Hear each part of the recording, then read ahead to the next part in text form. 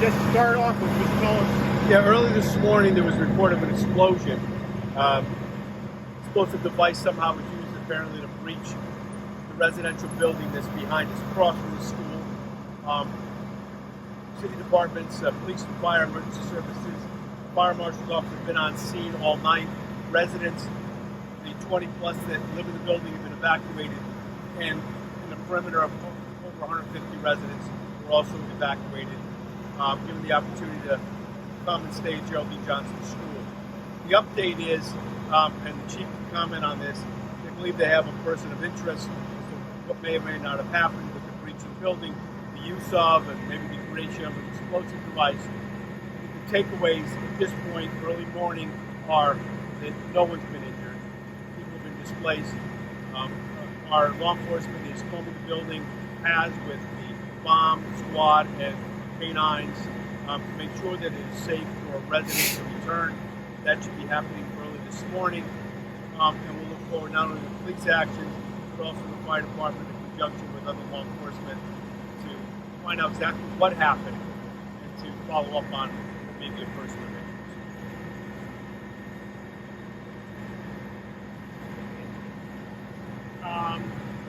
What time does this happen? What was the response like? I think the reports came in are the somewhere after midnight, so maybe 1:30 in the morning. I think that's when the evacuations began. So people have been out of their homes across the street most of the night. We just met with a number of the residents who are hopefully comfortably resting in some of the chairs in the library of the school.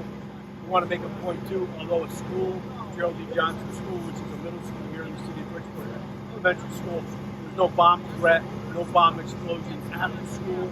The school is closed today only because it's being used as a place for refuge because of the residents that have been displaced.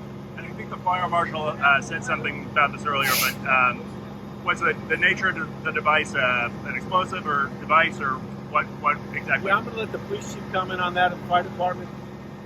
What little I know, if this is inaccurate, and I'll stand corrected, it looks like someone created something to enhance or allow for an explosion. How sophisticated or what level of that, we don't know. There were initial reports, I guess because it sounded like fireworks, and it was fireworks. But from my layman's look at some of the pictures of the doorway, it looked like a pretty good explosion that may have rocked the building and allowed, I guess, the door to be blown off. Was this didn't take the building down? This was No. contained. It was something that looked like an explosion that was set up for the front of the building, maybe to gain entry, and that looks like what it is. The rest of the building, again, I haven't toured it, but from the pictures and the reports from our departments, is the rest of the building is probably going to be intact and fine for residents to return. Chief, was there any sort of like shrapnel or anything like that, that was added, that may have been added? Yeah, I don't know that. Maybe the chief has an update on some of the elements that might be related to what's called the explosive device, but I don't have that. We heard the FBI was on the scene. I think that's correct. And again, the chief comment. I think the state police were on the scene with their bomb squad, K-9 division, the FBI, and of course, the Bridgeport Police Department, Fire Department, and Emergency Services all on the scene, along with Red Cross. I want to thank them all, not only for a quick response, but responding in the middle of the night, staying here all morning, and will be here all morning until this scene, this location, can be cleared for residents to return. Is there any, are you collecting donations or anything, or is there any, if people want to help out the folks who are at the elementary school? Yeah, Red Cross has been on the scene, has talked, it seems like, to everyone that reached out to. This is not doesn't appear it's going to be a permanent displacement, maybe a temporary displacement beyond this morning. If that changes, certainly we'll engage Red Cross to continue and do what we normally do to allow people to have a place to go, so these residents can be deemed safe again for the return. Want to add anybody? If you want, I mean, like the mayor You're next mentioned. to the mayor. I'll pick you up on that, Mike. Go ahead. No, I was just going to say, like as the mayor mentioned, the type of device is to be determined.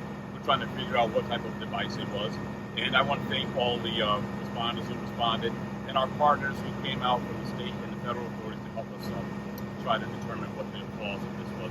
And we expect that residents should be back in their homes hopefully within an hour. We'll be able to clear the scene. We're doing our investigation at this point. So within an hour, we think that they'll be able to return to their homes. And I think this was mentioned before, but no other devices have been found. No, we did a protective sweep, and we've not found anything else. At this time. Fire Marshal Roberts working closely with state investigators and the FBI to ascertain exactly all the details of this whole crazy event. It's a shame that something like this had to happen, but we are working hand in hand with them. One more real quickly. You said person of interest. Is that person of interest in custody, or you just have an idea of who you're looking for? So yeah, I just want to say we have a person of interest. I don't want to say if they're in custody or not in custody, but we have a person of interest that we're speaking to at this time. Cool. Were they That's armed very much. when you spoke to them? I'm sorry? When you encountered that person, were they? Can you speak to where they were found and In the if they general were- area that person was detained. Okay. In the general area. Did they have any weapons on them when you? I don't know at this time. I can't comment. One more real quickly. Sorry.